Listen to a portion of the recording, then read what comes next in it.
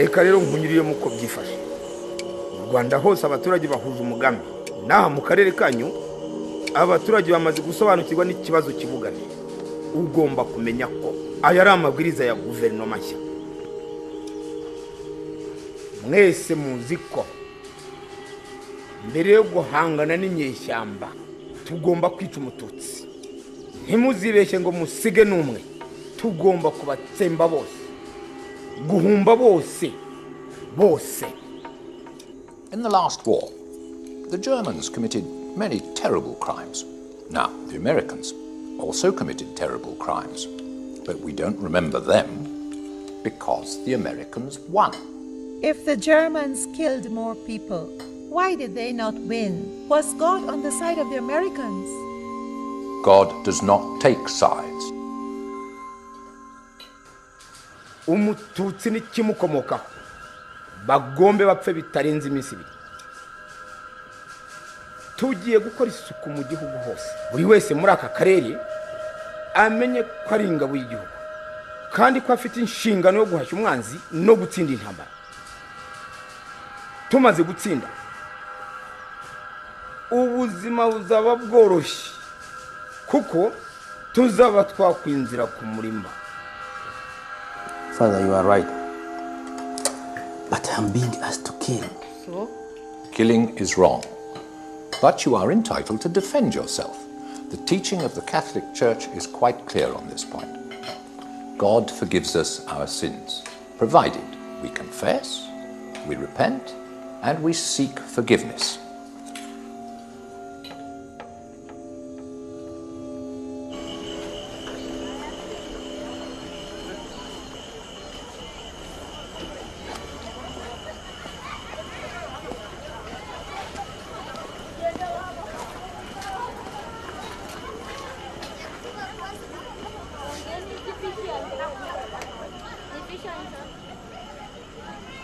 Inyanga Rwanda zigabije igihugu cyanyu kandi ibyitso byazo byose turabizi biri hagati muri twe, biraturamye bitegereje kudusubiza ku ngoro ya gihake. Abatutsi baje badusanga ha banga kudushyingira ndetse no kugabana ubutegetsi natwe. Mbese umuti w'ikibazo cyabo numwe, bagomba kutuvamo kandi bakajyaho badateze kugaruka. Mugiye kwigabira ibikingi muzaragura ubyaro rwanyu, mwikure mu bwoba. Iteka ryakiwe n'abayobozi bakuru. Icyo musabwe ni ukubishyira mu bikorwa kandi bigomba gukorwa ku buryo budasubirwaho bikazibagirana. Muramenye ntimusige abagore cyangwa ibyana byabo. Nta bibwana bizakura dukeneye. Igihe cyo gukora kirageze. Ibyo twahanuriwe rero birabaye.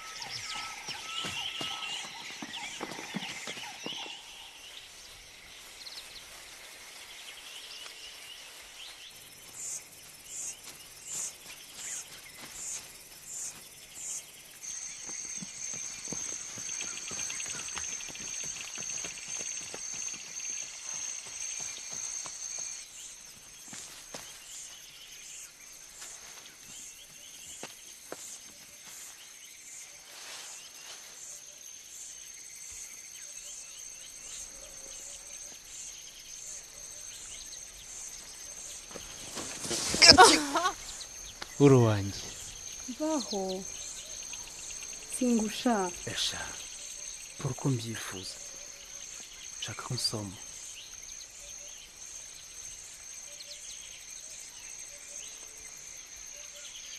oya gusa ushobora kunyanga ngenda gukunda sha ubu sinabyemezwa n'iki rwose mpora ngutekereza igihe cyose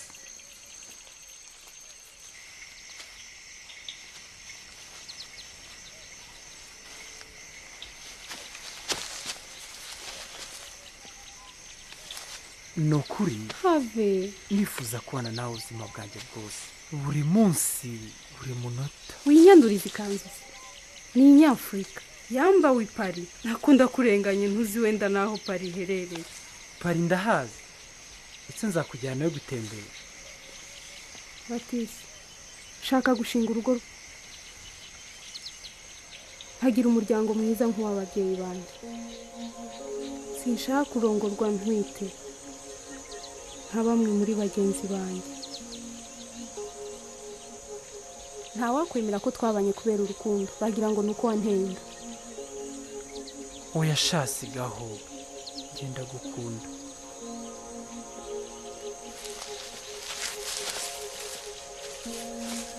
ndagufashe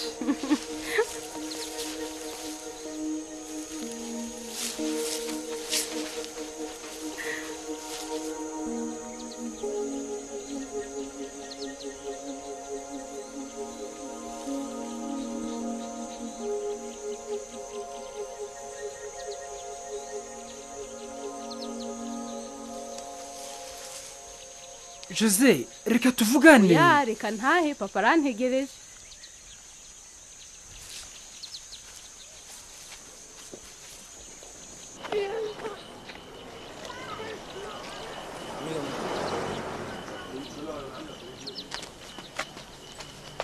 Jose, watashe kare?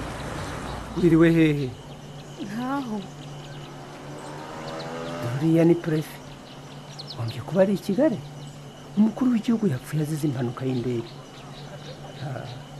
Intambara igiye kongera kuri koroza. Reka twizere ko itazibasira abatutsi nkatwe.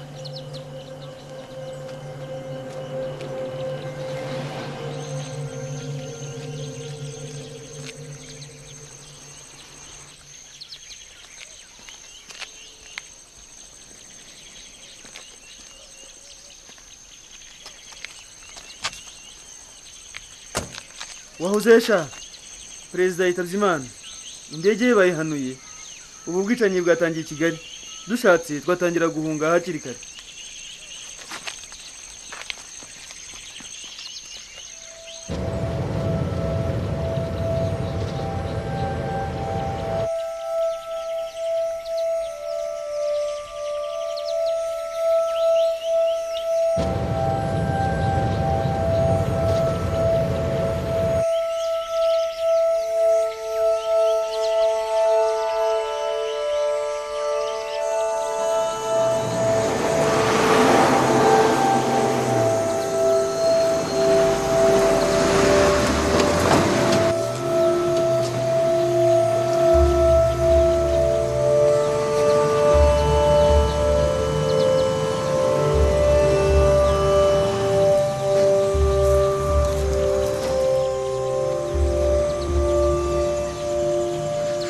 hano ku Kibuye dufite abatutsi bangana iki?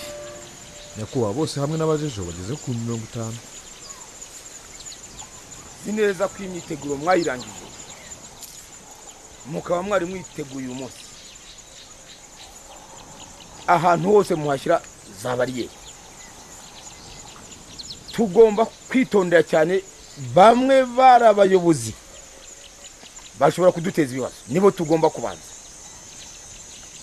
Ibi bizatuma bose bakangarana bica intege bashaka kwirwanaho,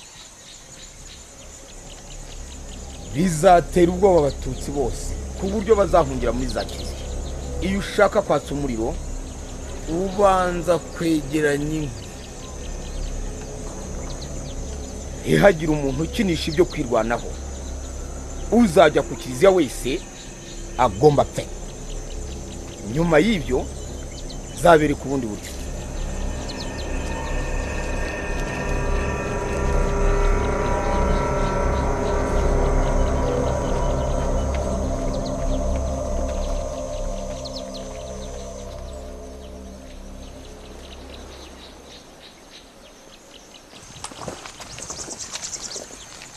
mwiriwe. twishimiye kubabona, ni karibu mu nzu.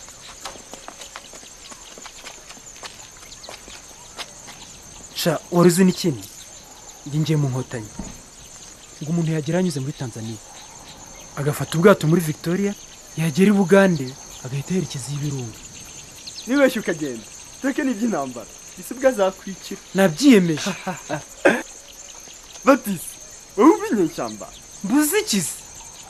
sha uzi kuri akagabo ninde uzi gusiganwa muri uyu mujyi? ntacyo ni wowe. sha uretse batangire kurasa zareba ko utazaba uwa mbere mu guhunga. ariko ikibazo kiri kubyuka mu cyakare ukiruka mbere yo kwica umwaka nta na kacyayi ndetse nta n'ubwo uvuga ururimi rwabo. uvuga igiswahili? nawe se uvuga igiswahili? Jambo, jambo, jambo bwana, habari gani? Mzuri sana. Jambo, jambo bwana, habari gani? Mzuri sana. Jambo, jambo bwana.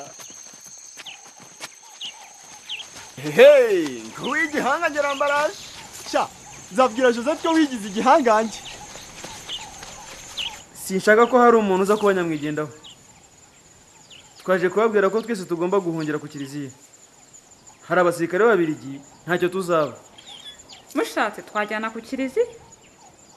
ariko si imirwano hari aho ihuriye natwe. Inkuru numvishe zituruka i Kigali zitewe ubwoba, abantu bashize bicwa. ibyo ntibyigeze bigera ino, baraba baboneyeho. icyambere bahitiraho ni ugusahira iduka ryanjye. Umva rero muvandimwe, njye nifitiye ubwoba kubera ishyaka ndimo. Hagize ikiba njye wa mbere baheraho, ariko kandi nifitiye impungenge kubera Abatista. Bavuze ngo barashaka abasore. Ushatse wakwitondera Petero wawe, arakuze. Baje ntibamusiga, dore niyo mpamvu yanzanye. Byaba byiza twohereje abahungu bacu bakavina. sinabonye na prefe yaje uyu munsi, hazahanuza ashaka kuzana amahane wese. Njye simwizera na gato. kandi mwarakoranye bavuga ngo ni umuntu mwiza. Aho niho ikibazo kiri. Yajaje afite icyo agambiriye. Papa, Ntibikisha. numvise prefe avuga ngo bafunge amayira yose hatagira abantu bahunga. ibyo wabyumvise he? Numvise avuga cyagiye wanyoroje gucyura ihene. kuki se ari wowe yabibwiye? Ntabwo njye nkabona, nari ndagiye ihene hafi y'umuhanda. Ibindi se wumvishe avuga ni ibiki? Avuze ko nta mututsi n'umwe ugomba guhunga kubera ko ashaka kuwatsemba. Ese sha uravuga ukuri? kuki se utabimbwiye kare? Ibintu byakomeye. Sinzi niba n'amayira aza gushoboka. Petero na Batista bakwiye kugenda ejo. muzigendere mu mare nk'icyumweru tureba aho ibi byose bigana. Ga, ariko se mwebwe muzaba abandi. papa nshaka kuguma hano. Mukora uko tubabwiye Batisi. Petero azindukira iwacu ejo mu cyakare. Nta kundi twabigenza. Ndihindura rwose. tuzegurira ku gasozi gusange kuri cya giti. urumva naza gute ko bambuze na gato bamerera nabi? sha umbabarire uzi.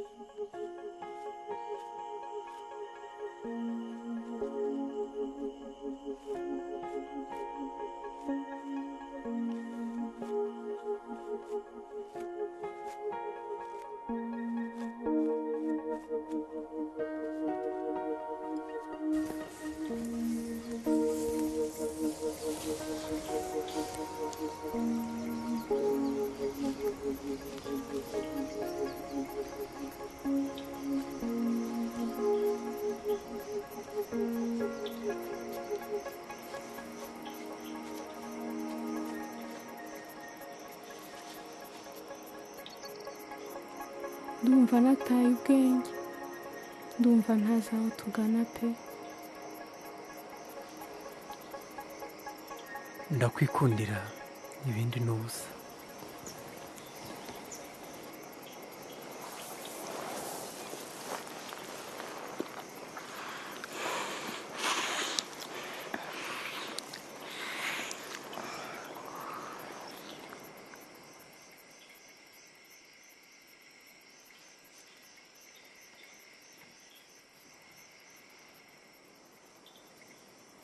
Sigaho Batisi, nifitiye ubwoba bwo gusama kuko byambabaza cyane. Humura, ntabwo uri busame. Nifuza ko twabikora ibintu binyuze mu nzira nziza.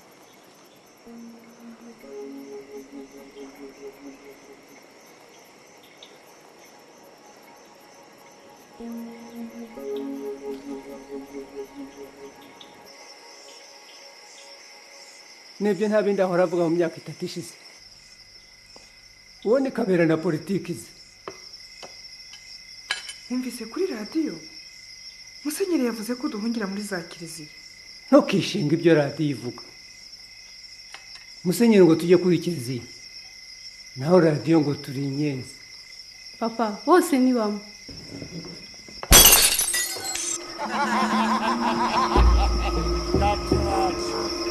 Mumvira hamureka abana banjye basinzire. Bazaba basinzira. Wibwira ko wahora utujijisha ku iduka ryawe ku manywa byajyana nijoro kandi ukubita. Ibyo mvuga ejo bizabateza urugo. Uzaba urebye nzabakorereje. Rwose ushatse kuvuga iki? Ushobora kubitsa amafaranga batwibye ariko twe turimo kugura imipanga. Tayiwanyu sha Daudi. Ayo ravugishwa n'izo mburagasa n'izinzoga. Nta mane dushakira ijoro. Refarina hangaha mwagombye rero kwitwara neza.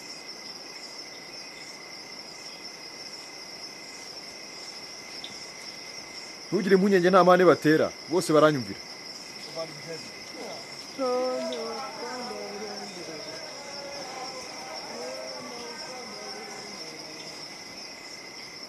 Ibintu byakomeye kandi binteye impungenge. Bishobora kudogera muri iri joro. Ndumva nta bibazo bikomeye tuza kugira hano. Ukubiza hari ibyo twigeze. Ndizera ko prefe ari gukora ibishoboka. Ariko n'imitwe ishyushye gutya. Biba bikomeye pe. Bwana Nkera, uyu mukobwa n'uwawe? Ese ko tutaziranye? Yitwa Joseph. Aracyari mu ishuri nk'uko ubibona.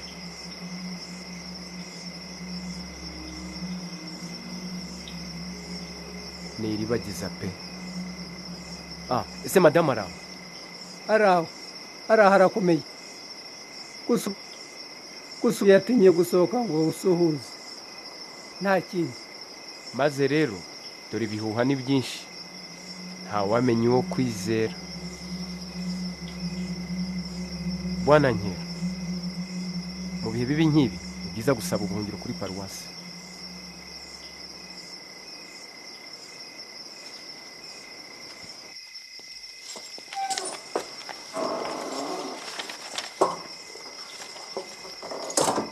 Bari basinze bavuga amateshwa. Ibyo bavuze nabyumvise. Imana ishimwe padiri yabadukijije.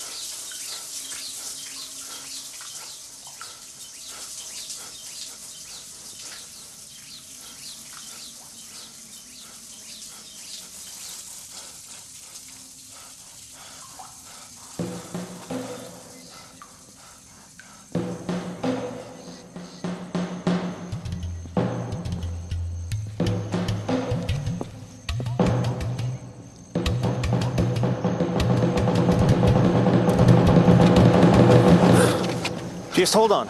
Catherine! Just wait right there. Were they Tutsi? I don't know. Yes, they were Tutsi. Is that why they killed them? I don't know. I don't think so. Who were they? They were friends. Mr. Kabir was not liked. He was in an opposition political party. Is that why they killed him? I don't know. Maybe. I don't know. Maybe. Who killed him? I can't tell. I don't know. Thank you.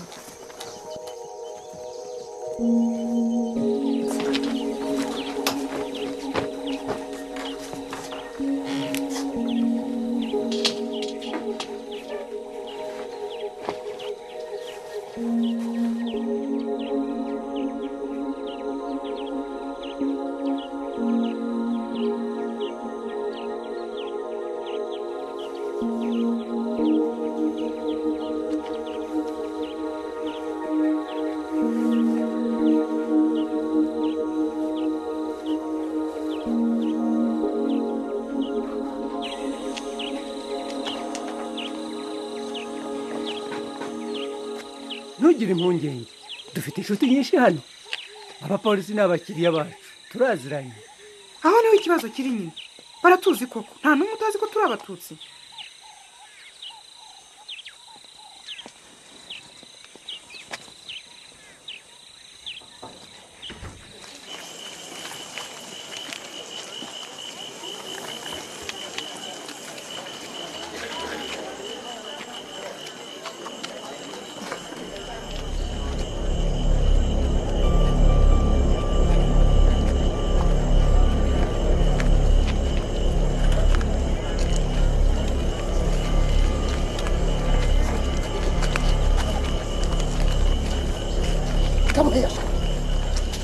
mwese muri inyenzi siko mwavuze ejo nijoro ariko twazishyigikira dute arizo zateye ibibazo byose zana sinanga muntu yawe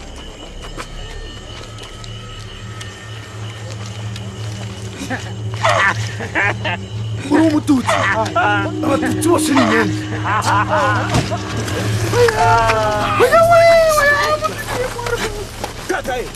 ya mafaranga yose arimo nayo wanyibye mu iduka ryawe ari he ntayo ngifite nyabuneka mwinkubitira imbere y'abana banjye mane enda nimutware nta kindi dusigaranye rwose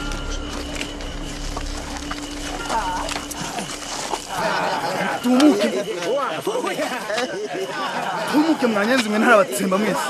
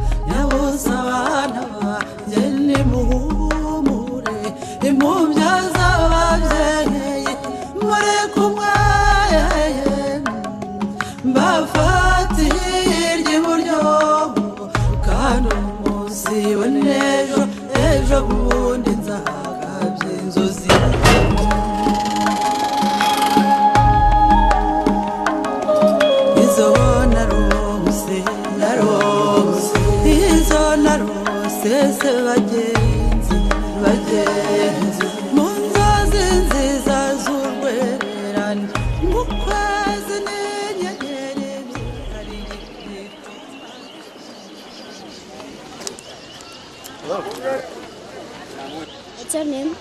Jacques. And yours? My name is Etienne. Have you got any sweets? Sweets? Etienne! Etienne! Oh, I'm finished. What is Etienne? Here. I am here.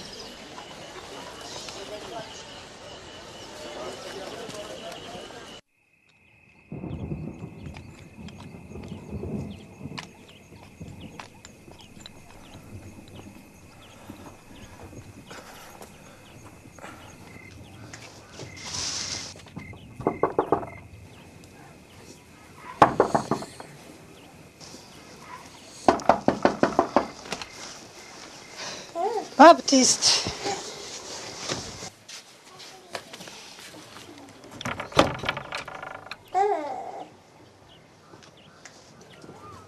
Baptiste.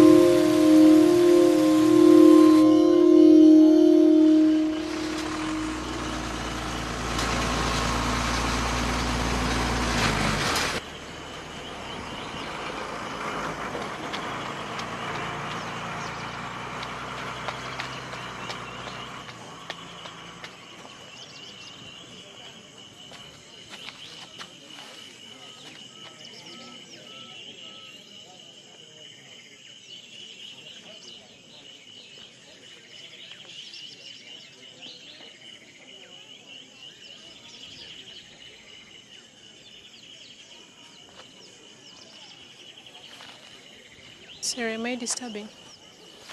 No, not at all. Please sit down. The German are going to kill us. Can't you take us out of here? No. That's a pretty dress. It's getting dirty. Is your family here? Yes. Well, no, my brother. He left. We're so worried about him.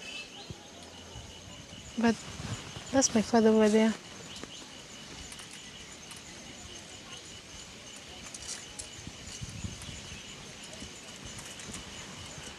Is that your wife? Oh, no, it's my mother.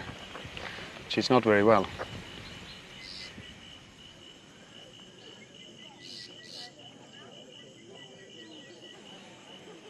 What are you going to do?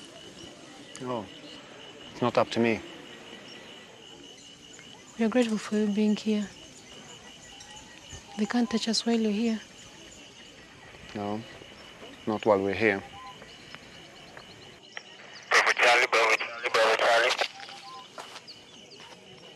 Yes, this is Captain Claude speaking. At exactly what position are you now? Over.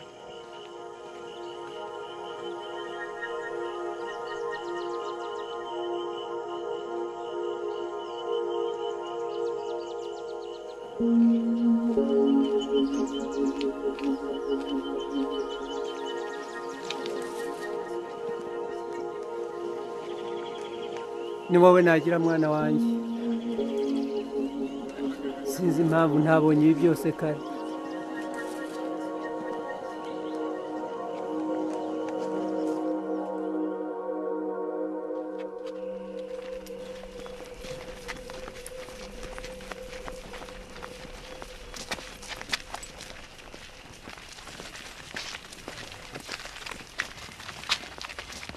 nyamuneka mureke aba bantu binjire.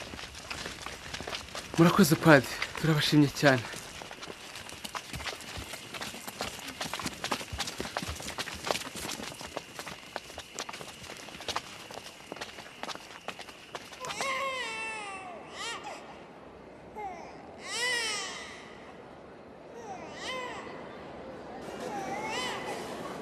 tubwire uko byagenze. Tumaze iminsi 3 yose tugenda n'amaguru kandi ubwo ku manywa twihishahisha. Twebwe twihishe ku bitaro, umuganga w'inshuti niwe waduhishe, niwe dukesha kuba n'ubu turiho. Twagize ngo n'imbwa zimuka, amasasu yerekeye aho ariko abantu bakomeza gutaka. Twageze naho dupfuka amatwi, mu gitondo dukomeza kumva abagore n'abana bakomeretse batakamba mbere yuko baje bakabaho. Twumvaga imiborogo, gisenga imirwano igeze kuri stade. Nyuma twaje kumenya ukuri, batwiciraga abantu, twumvaga imiborogo yabo gusa. Na n'ubu ntibumva.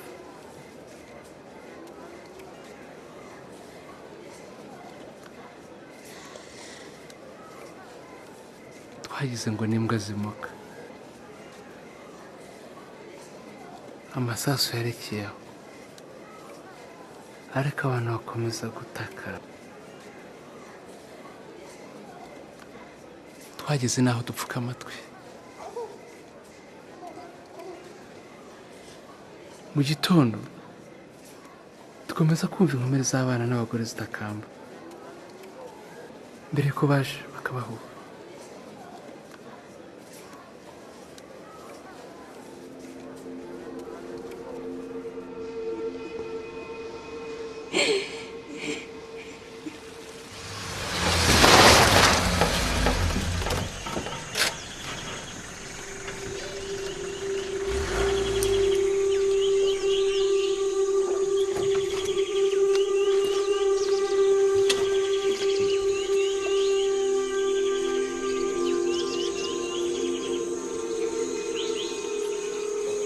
This is Captain Claude speaking.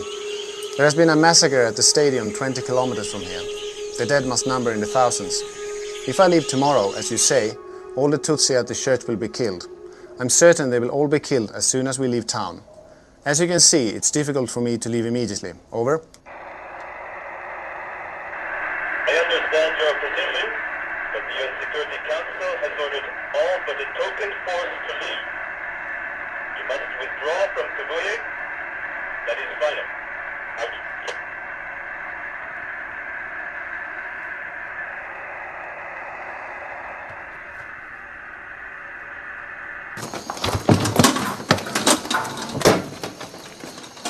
Departure has been brought forward. We must be in Kigali today, so we're leaving now.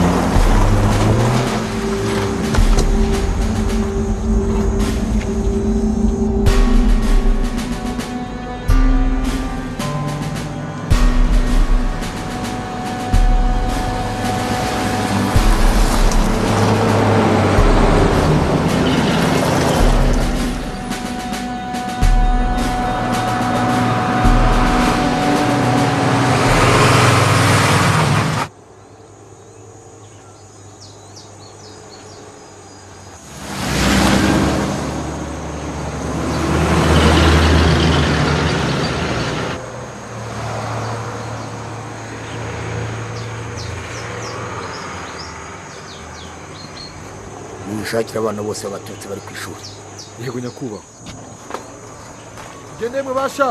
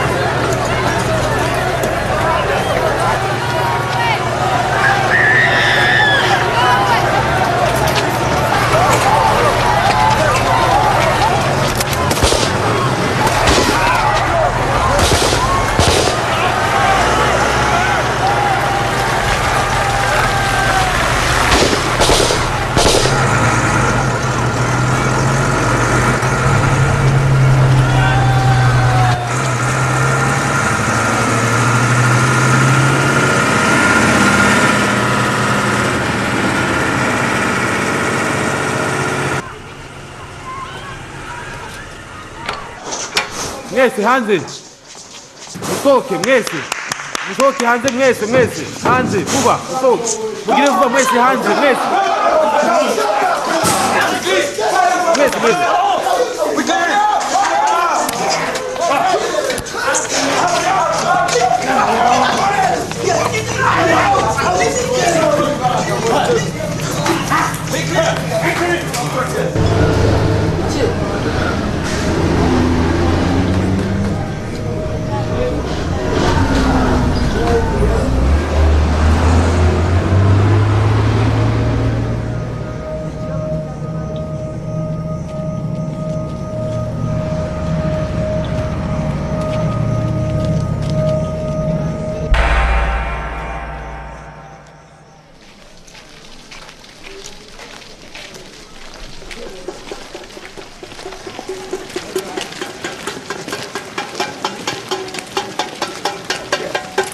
Iyi niyo liste y'abana bose b'abatutsi?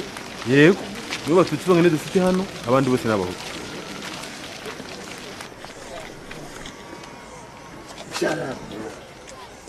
Nzitonda.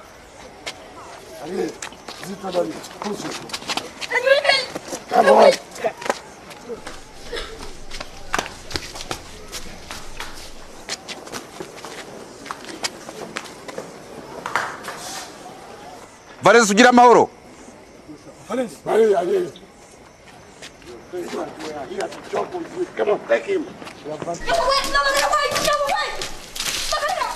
Samuel Itimana.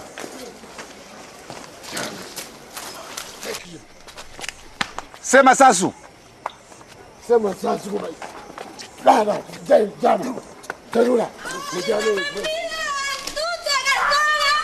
Karambizi. Na Federico Fils. Mahoni mana mabiris. Kakuroi. Bizimana Seboro.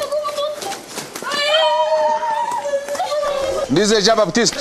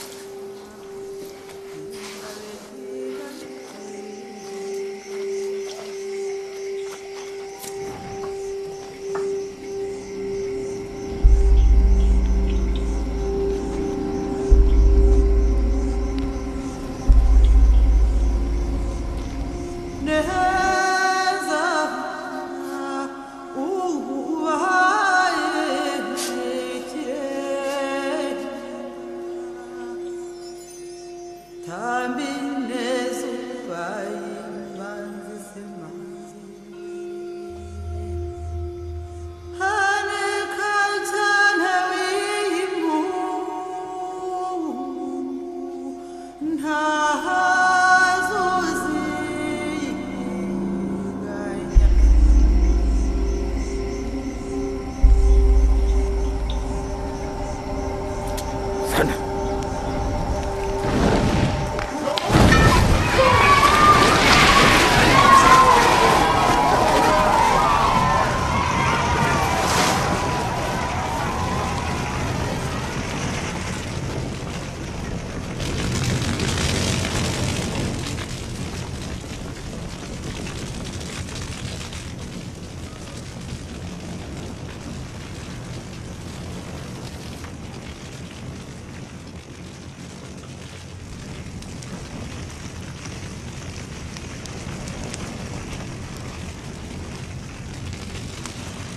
Now Abel was a keeper of sheep, and Cain a tiller of the ground. In the course of time, Cain brought to the Lord an offering from the fruit of the ground, and Abel brought of the firstlings of his flock. And the Lord had regard for Abel's offering, but for the offering of Cain he had no regard. So Cain was very angry, and his countenance fell. Cain said to Abel, his brother, "Let us go out into the field." And it came to pass, when they were in the field, that Cain rose up against Abel his brother and slew him.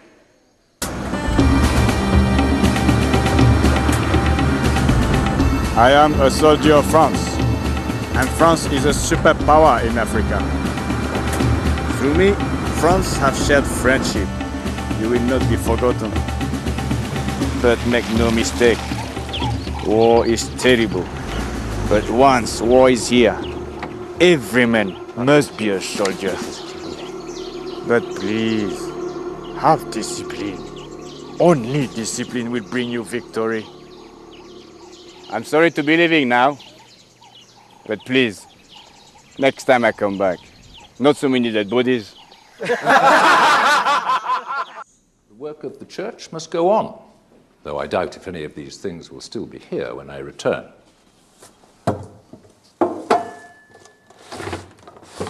Nothing is sacred. These people are going to tear each other to pieces, like dogs. This is the only way they know how to fight. Black man is a coward. You are a racist? They're not like whites. They suffer like animals. They are like children. They have no higher culture. They lack depth. That's the way it is in Africa. They are like children. But this works both ways. Their souls are more open. So I won't know about their souls, Father, but they are not worth one of us.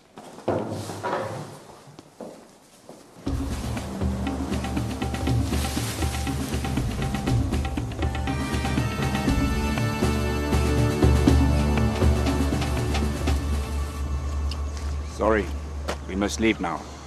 Please, come back when things are finished. God be with you, Father Kennedy.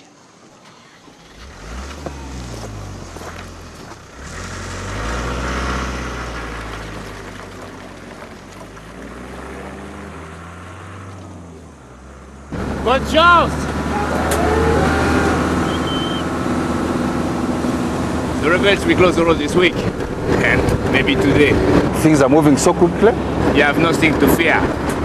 France is looking after the France.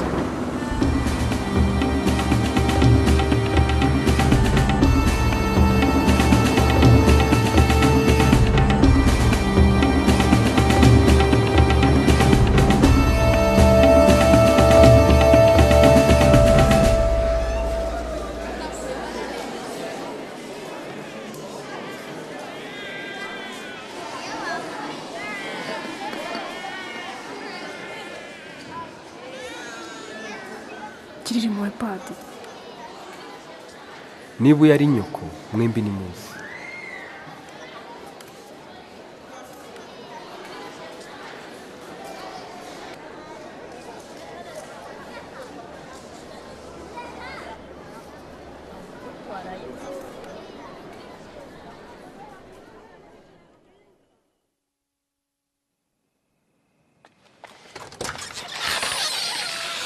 ibindi turabivugana tugeze mu cyumba ushatse waza.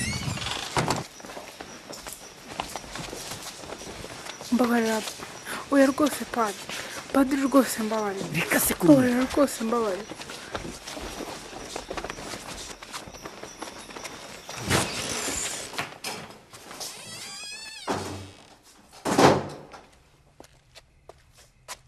Father, please.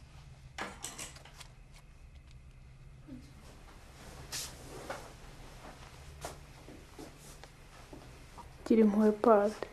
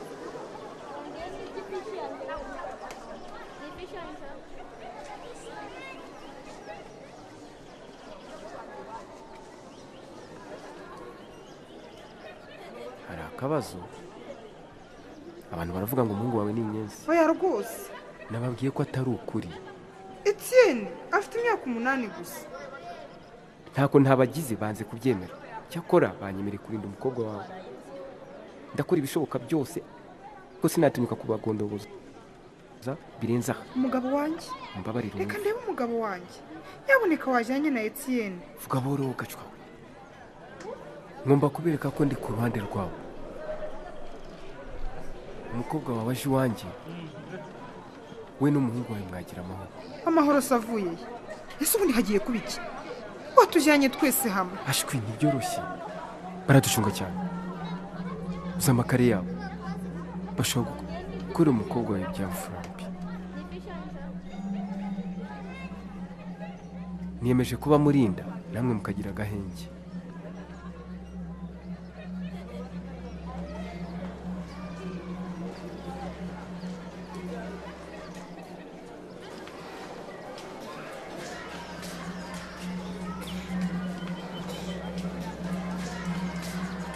urarizwa se niki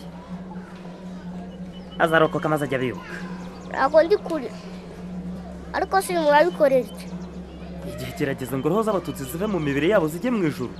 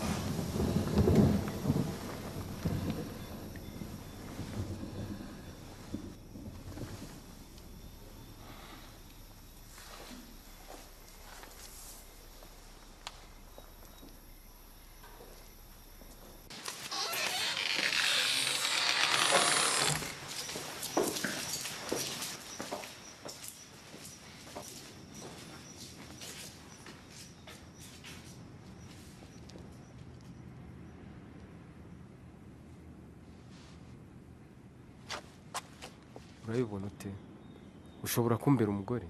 nta mupadiri ugira umugore. narakwitangiye ndakurokora. interahamwe ngo zizemera ko umusaza watari inyenzi nimbereka ko uri umugore wanjye. oya padi, ntibishoboka rwose. uribwira ko ubwiza bwawe hari icyo bumbwiye? ushatse wasubirayo ndetse. ariko Abatutsikazi mwibonyemo iki gitangaje?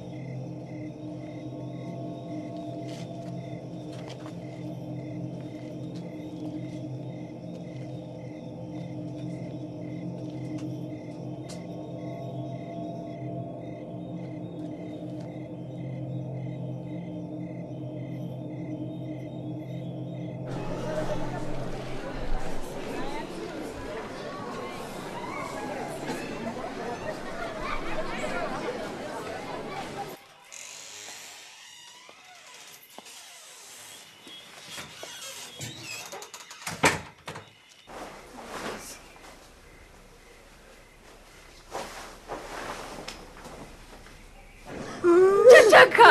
wacecetse koko?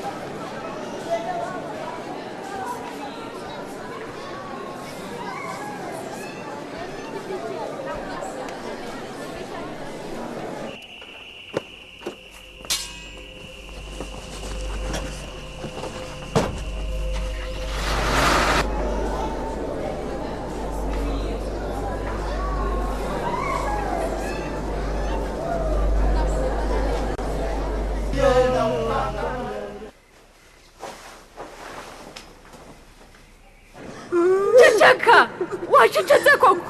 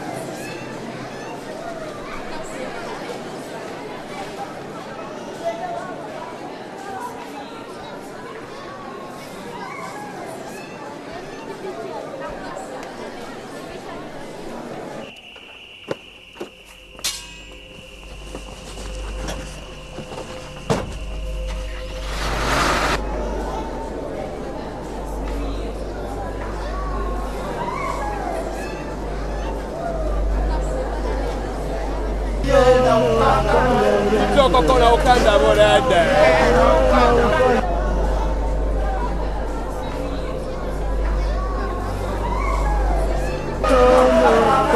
Yana ukanda borede. Yana ukanda. Mukaraje.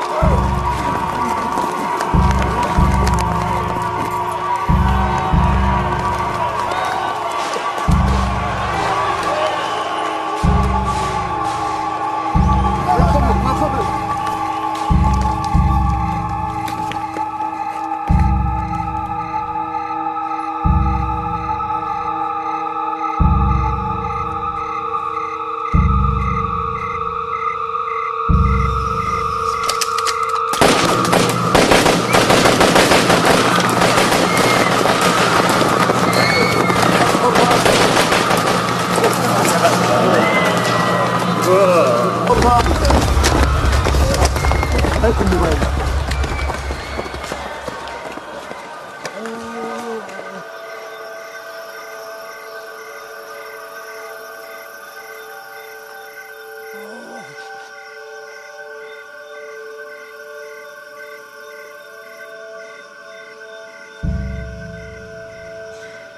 Papa! Papa!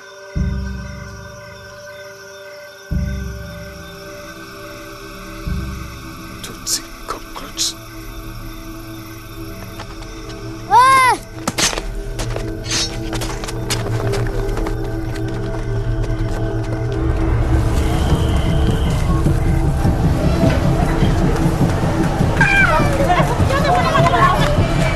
Ibi ni ibiki koko?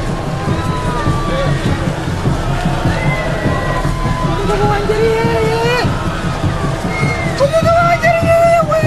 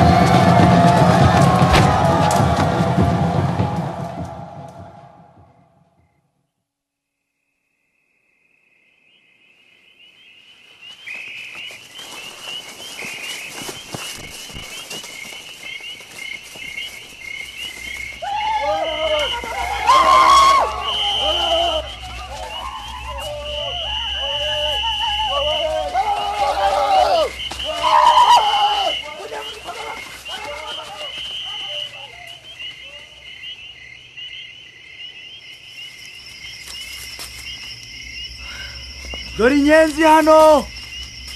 Mumbabarire, mumbabarire, mumbabarire.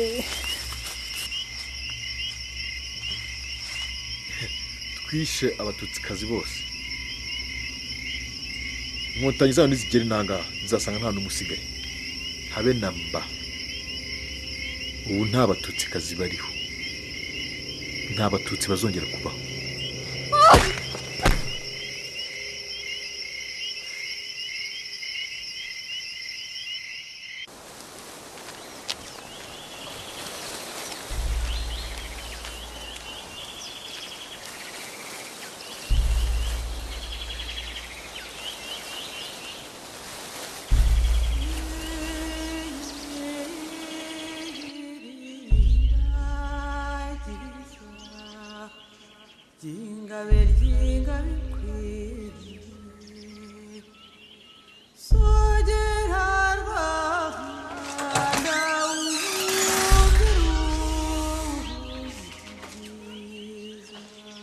Padiri arashaka kujya kuramukanya n'umuryango wawe.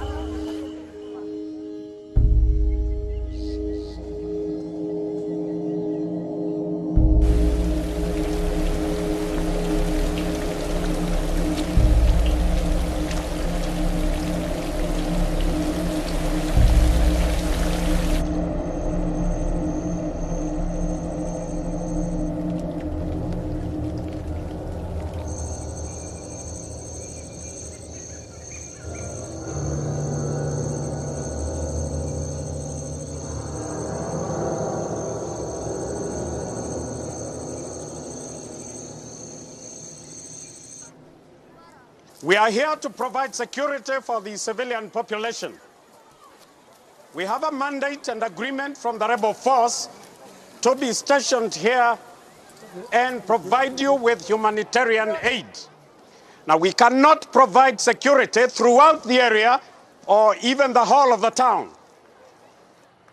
Those who wish to do so can move to the church compound where food relief will be given.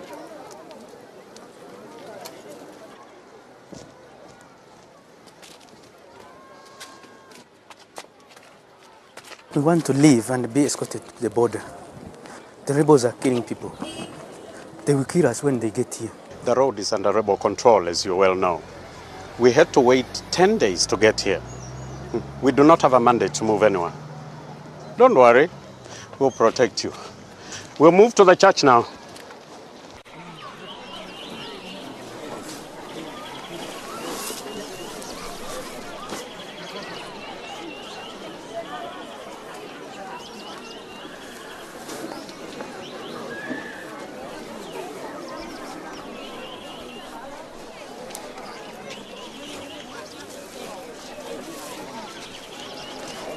You know, the people are so friendly here.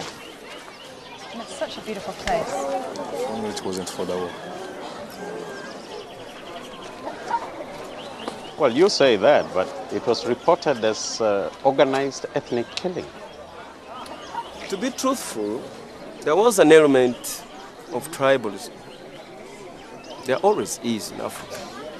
But of course it went on both sides. The Tutsi killing the Hutu, then the Hutu started killing the Tutsi.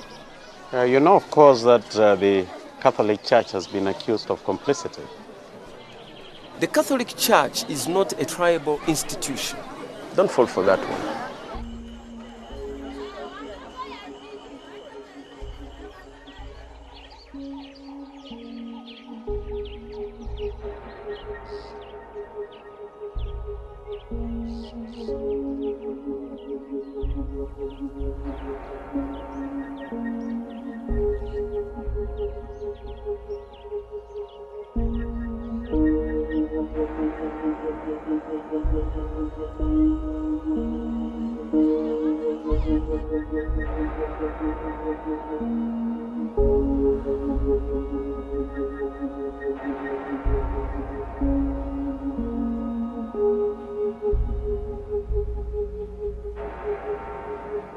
Batista yashatse kunyitwarira. Ngo nde? Inshuti yanjye yitwa Batista. Kisi umutekereza? Wowe se wagiraga inshuti? Yitwaga Fabian. Hari imibonano mwagize? Cyane rwose, nagize inshuti ebyiri gusa nkawe. Ikimbabaza nuko ntabyo twakoze. Kubera iki se? Ntabwo wari umwizeye? Nari mufitiye icyizere, niyo mpamvu nari mwizeye. Yenda hari wakeka ko azarushaho kugukunda. Yari yaranyihebeye. Urakeka ko yaba akiriho?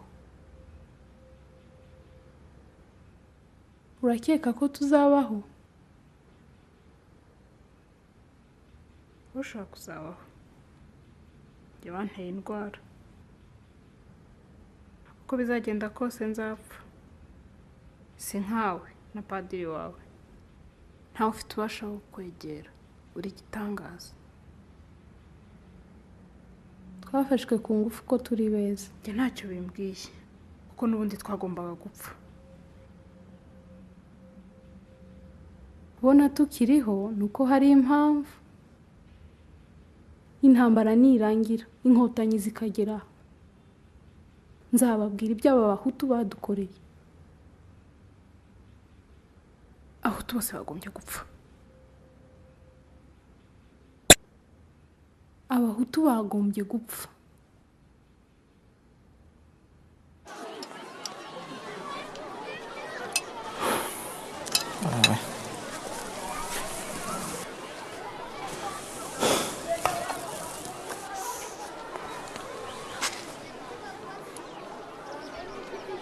Ukunda Abatutsi?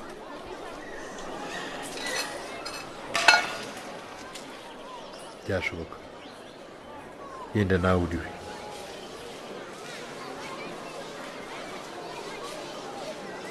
ese uyaba kwa padiri nkani n'umugore we atwita umwana w'umuhutu wa padiri. reka turebe amaguru y'abatutsi.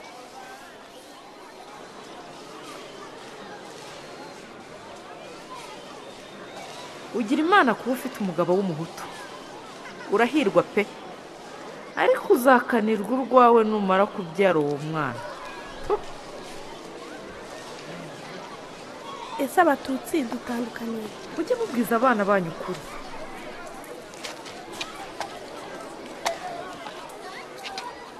umututsi ntidusa, ntaho duhuriye rwose. bava mu majyaruguru, ni barebare kandi barananutse, bafite utuzuru duto n'udutwe dutoya.